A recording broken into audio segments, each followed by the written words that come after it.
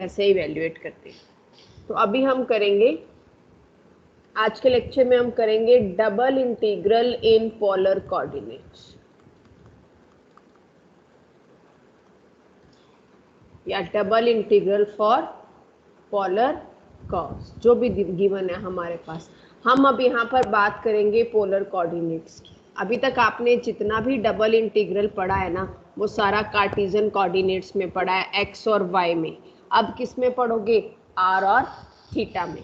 और वो पढ़ने उसमें हम कुछ बेसिक कर्व्स पढ़ेंगे आज के लेक्चर में। बेसिक कर्व्स जो जनरली हम यूज करेंगे, जिसमें से पहली है एक circle r is equal to A sine theta. Second भी एक सर्कल है but r is equal to a cos theta.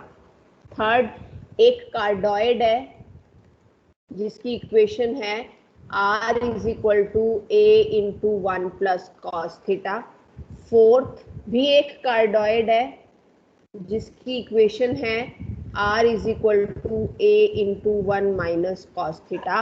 और फिफ्थ एक पढ़ेंगे हम जिसको लेमनीस्केट बोलते हैं, जिसकी इक्वेशन होती है r square is equal to a square cos square theta. ये है हमारे पास। ये हम 5 कर्व्स आज पढ़ेंगे, मोस्टली यही यूज होती हैं। जिस तरह से कार्टेशियन में हमने बेसिक सी कर्व्स पढ़ी थी, जिसमें से पैराबोला भी पढ़ा था हमने, एलिप्स भी पढ़ा था, सर्कल भी पढ़ा था, उसी तरह से पोलर कर्व्स में हम ये 5 कर्व्स पढ़ेंगे। अगर ये 5 कर्व्स किस तरह से ड्रॉ होती हैं, थीटा कैसे वेरी करता है इन कर्व्स में, आर कैसे वेरी करता है, वो डिस्कस करेंगे। तो फर्स्ट से स्टार्ट करते हैं। देखो वैसे तो इन सब कर्व्स को आप ड्रॉ कर सकते हो, उसके लिए हमारे पास एक टॉपिक है curve tracing, but that is not in your syllabus, इसलिए मैं उसको डिटेल में नहीं बताऊंगी। सिर्फ ये कर्व्स कैसे ड्रॉ होती हैं, इसमें आर कैसे वेरी करता है, थीटा कैसे वेरी करता है, वो डिस्कस करते हैं। उसके बाद इंटीग्रल पे चलेंगे। सबसे पहली कर्व मैंने ली R is equal to A sine theta, circle. ये सर्कल कहाँ ड्रॉ होता है हमारे पास? ये देखो,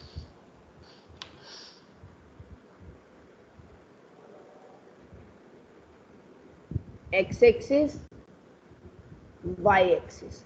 are is equal to A sine theta circle ये बनेगा।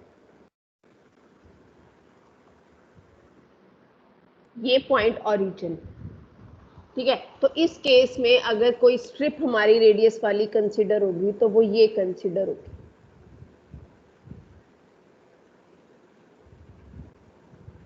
ये यानी कि इस पूरे सर्कल के अंदर r is equal to A sine theta circle जो हमने लिया है, ये कंप्लीट सर्कल, पूरा रीजन कंसिडर कर रहे हैं हम। इस पूरे सर्कल के अंदर बताओगे r कहां से कहां वेरी करेगा? r will vary from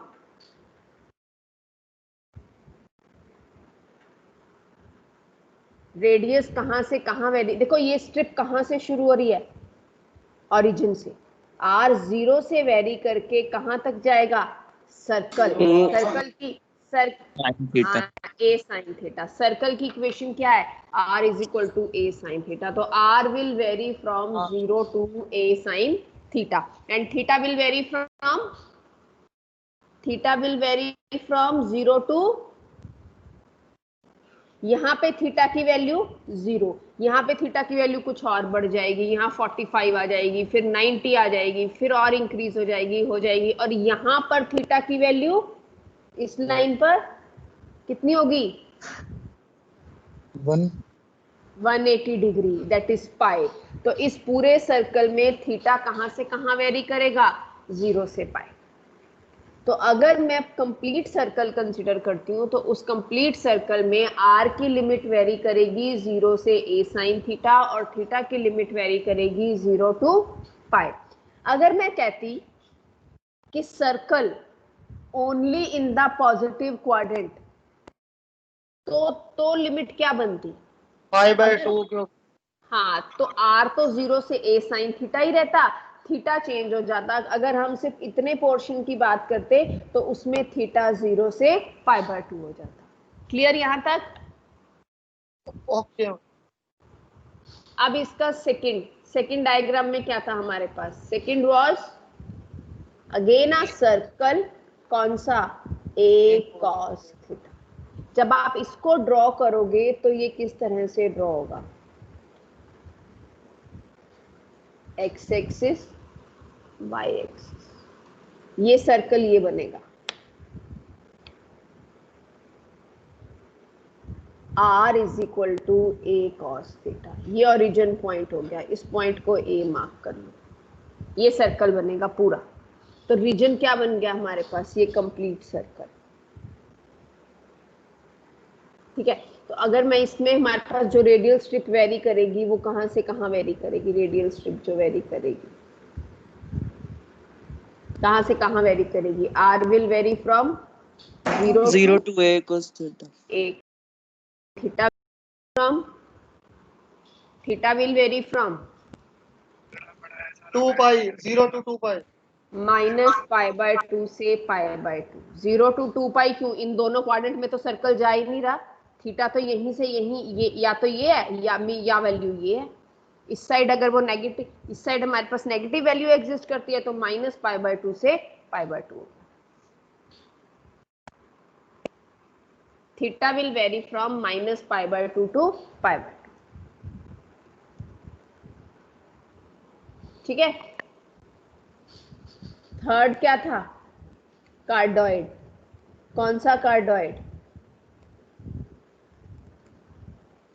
R is equal to A into 1 plus cos theta. R is equal to A into 1 plus cos theta. ये कैसे ड्रॉ होता है, देखो,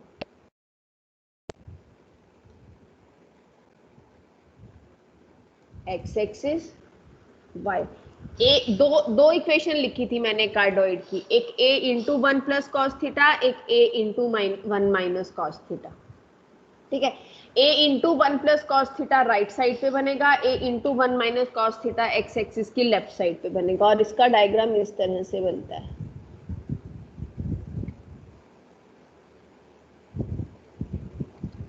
ये रीजन आएगा हमारा इसका कंप्लीट, ये सारा, ये पॉइंट ओरिजिन है। ये डायग्राम क्या, R is equal to A into 1 plus cos theta, और जब इसकी स्ट्रिप कंसिडर होगी तो वो इस तरह से कुछ भी कंसिडर कर सकते हो। तो जस्ट आपको शो करने के लिए बता रही हूँ। आप बताओगे इसमें R कहाँ से कहाँ वेरी करेगा, R will vary from 0 to जो भी कर्व की इक्वेशन है, that is A into 1 plus cos theta, और थीटा विल वेरी फ्रॉम इस कार्डोइड में, थीटा कहां से कहां वेरी करेगा,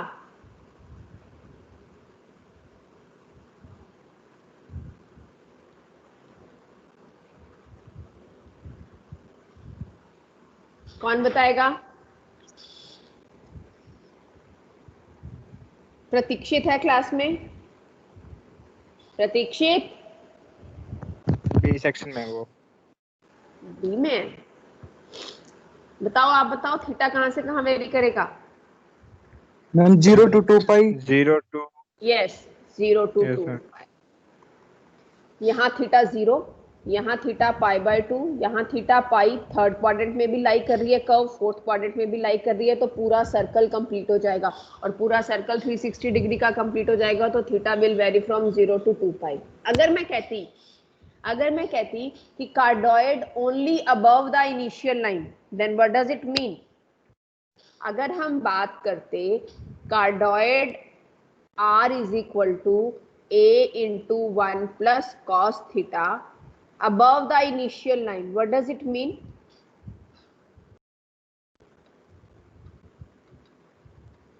initial line means x axis, सिर्फ इससे ऊपर वाला portion 0 to pi, 0 to pi, R तो वही रहता, थीटा बदल जाता, 0 to 2 pi की बजाय 0 to pi हो जाता, क्योंकि जब हम above the initial line की बात करते हैं तो सिर्फ दो क्वाड्रेंट कवर होते, फर्स्ट और सेकंड। क्लियर यहां तक, चले फोर्थ पे। Yes ma'am.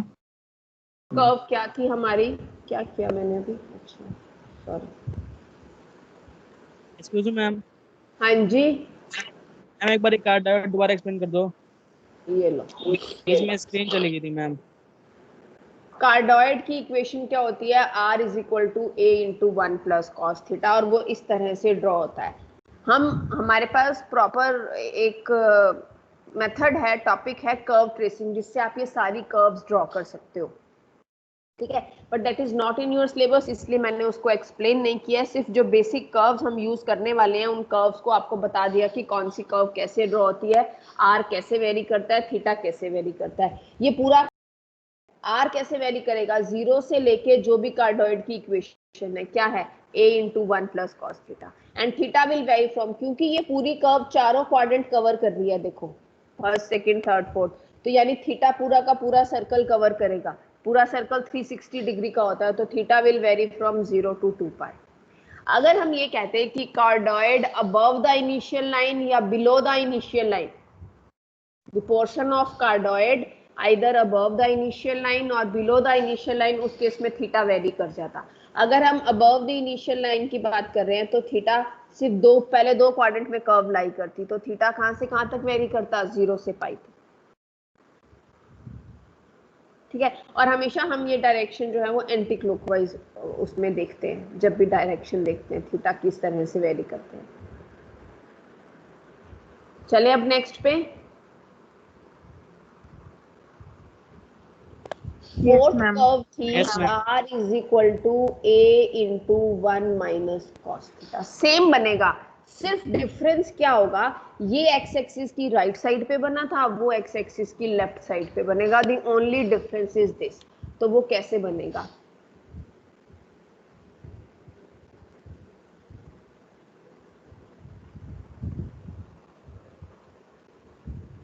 मैम इसका जो ग्राफ बनेगा वो आर और थीटा की वैल्यू से बन रहा है।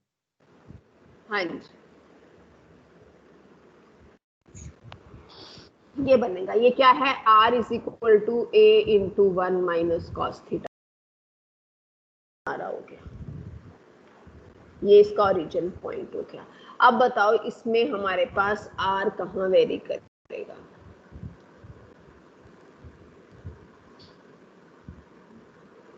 in this case r will vary from 0 to a into 1 minus cos theta, and theta will vary from 0 theta to will 2 pi. vary 0 to 2 pi।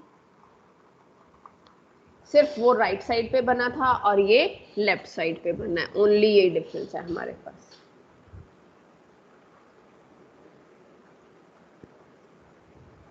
ठीक है,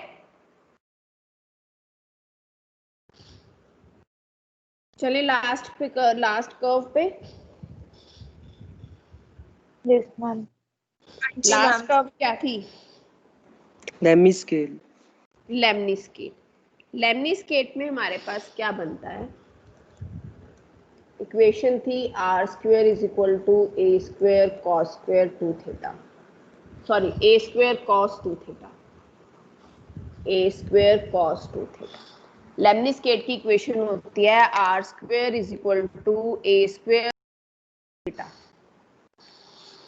ठीक है। ये किस तरह से बनता है, x एक्सिस पे 8 बनाना है आपको बस,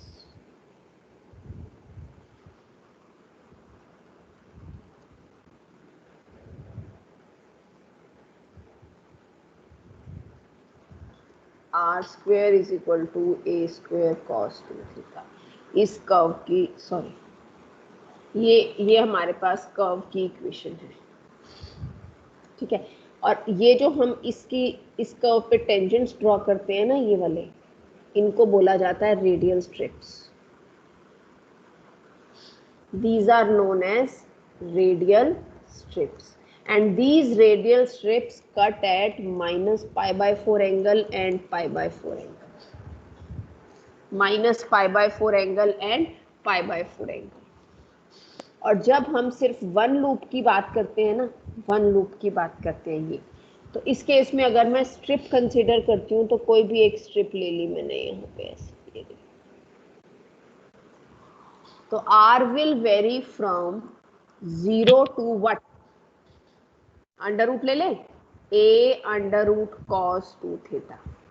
r स्क्वायर क्या दे रखा है, ए स्क्वायर कॉस 2 थीटा, तो आर क्या हो जाएगा, A under root cos 2 theta, and theta will vary from, theta will vary from 0 से 2 पाई। शाबाश शाबाश।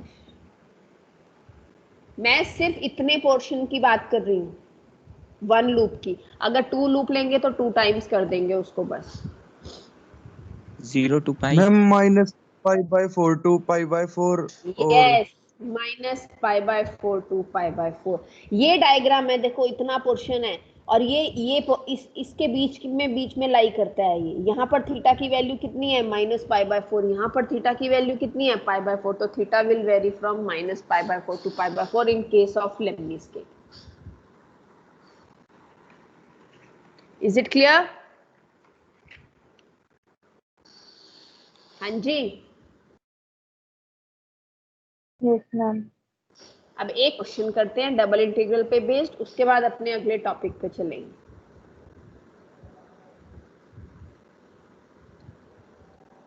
Evaluate double integral r sin theta dr d theta over the region A, ठीक है, इसको इवेल्युएट करना है over the area of cardioid r is equal to a into 1 plus cos theta above the initial line, above the initial line।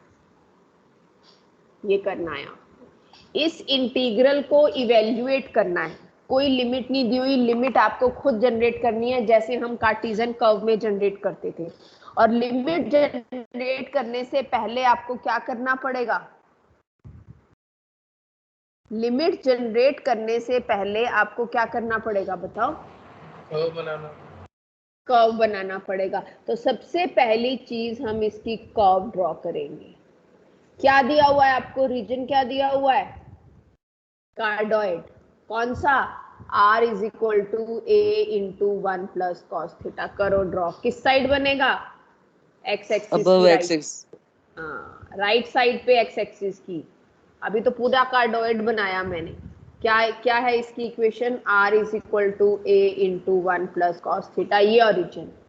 हमें सिर्फ कौन सा portion चाहिए, अबव द इनिशियल लाइन। तो इसका मतलब सिर्फ ये वाला पोर्शन, डाउनवर्ड वाला पोर्शन हमको नहीं लेना है, राइट। इस पॉइंट को ए मान लिया। यहां लिखोगे shaded portion is the required region, shaded portion is the required region. O A, ये वाला shaded portion is the required region हो गया। तो क्या आएगा अभी इसके अंदर बताओगे, अगर कंसीडर करती हूँ तो मान लो ये होगी, तो आर कहां से कहां वेरी करेगा इस रीजन के अंदर, in this region R will vary from,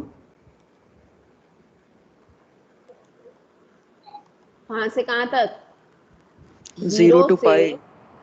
a into 1 plus cos theta. R vary कर रहा है, आर थीटा पे डिपेंड करेगा, थीटा कांस्टेंट होगा, and theta varies from 0 to pi. तो इसका मतलब जो ये इंटीग्रल हमें दिया हुआ था r sin theta dr d theta, अब आप इसको क्या लिख सकते हो, 0 से a into 1 plus cos theta और 0 से पाई r sin theta dr d theta. ठीक है, यही आएगा। मैम ये r 0 से क्यों है? यहाँ r की वैल्यू कहाँ से स्टार्ट होगी, स्ट्रिप जो भी आप कोई भी स्ट्रिप इस रीजन में ड्रॉ करोगे ओरिजिन से ही तो शुरू हो रही है।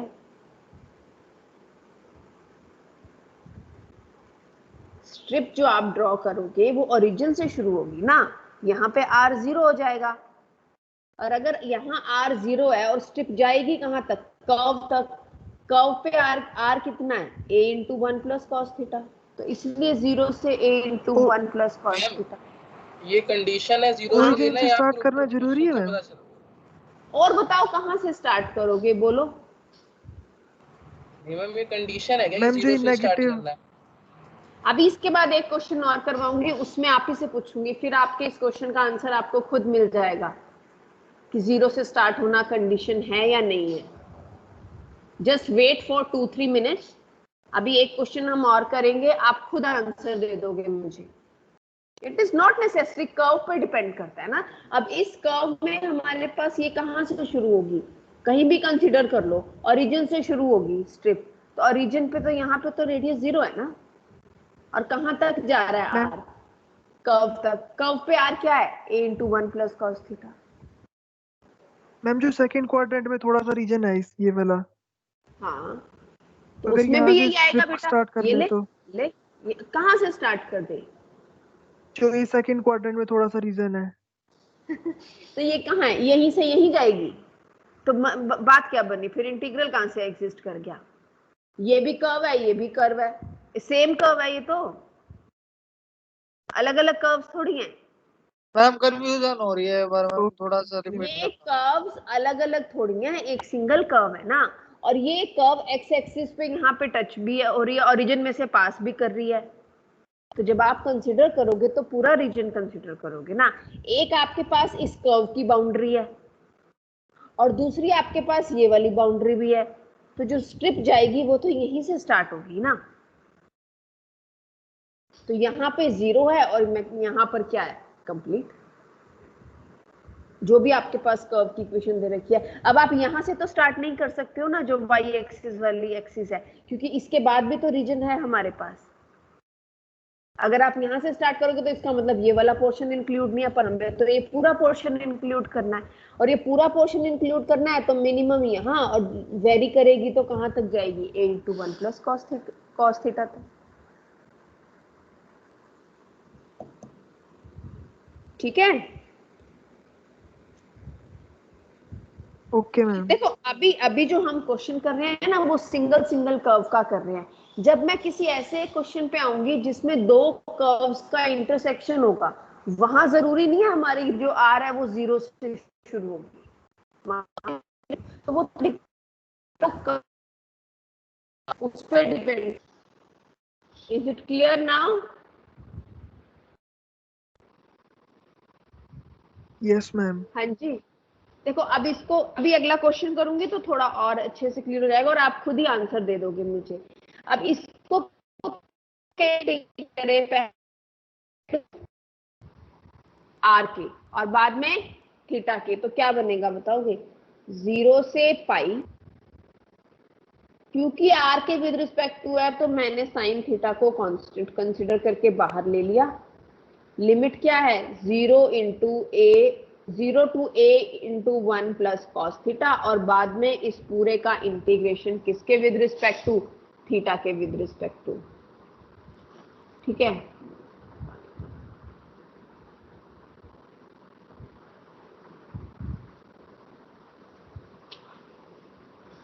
ठीक है, यहां तक